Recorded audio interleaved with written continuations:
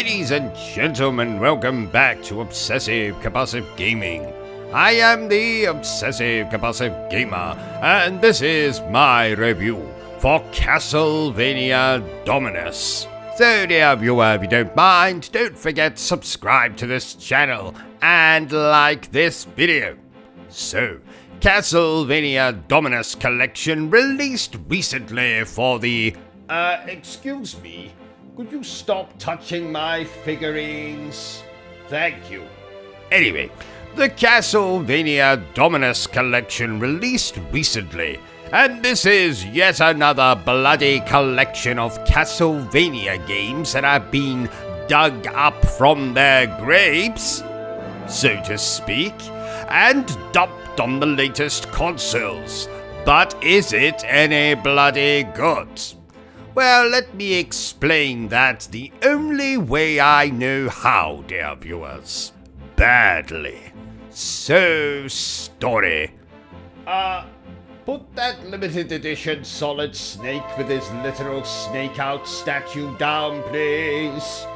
Apologies, dear viewers. I made the mistake of agreeing to look after my niece today. The adorable little brat that she is. And if you're wondering why I don't simply get Bertrum to look after her, unfortunately, Bertrum is not allowed to be within 100 feet of anyone under the age of 35, due to that unfortunate incident in the changing rooms at Debnam's. But the least said about that, the better. Anyway, this collection comprises 4 games. That's right, 4 games. Not 5 games, 4 games. And as such, I'm not going to summarize the plot of each and every one of them, lest this review becomes as long as one of Gordon Ramsay's recipes for a bowl of posh Cocoa Pops.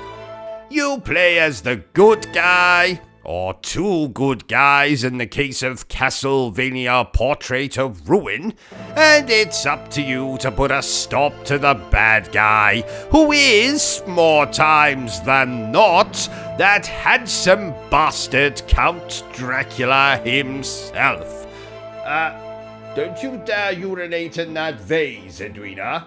So, gameplay. Now, these games are predominantly of the Metroidvania variety, and as such, that means you'll be navigating the game, filling out the map, murdering enemies, and collecting power-ups that will let you progress. I'm sure you've all played a Metroidvania before, so you know exactly what you're getting here. Ooh! And there's also big nasty bosses that you have to vanquish. And these range from a big skeleton chap, to a big Frankenstein's monster chap, to a chap who looks like he went to the same plastic surgeon as Michael Bloody Jackson. Edwina, that better not be Cloud's Buster Sword you're sticking up your... Oh, good God!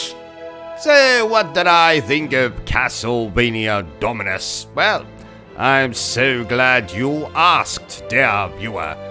Not being the biggest fan of Metroidvanias, this collection sadly left me rather bored and frustrated.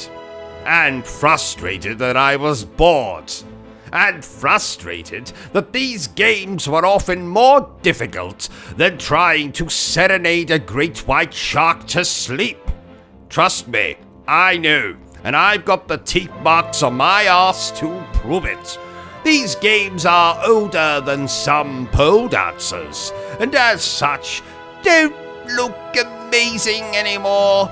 Don't sound amazing, particularly the frankly awful voice acting, though the soundtracks are still suitably catchy. The gameplay is fine, I guess, and like I said, much too frustrating for my taste. Therefore, I'm going to score the Castlevania Dominus Collection a 4.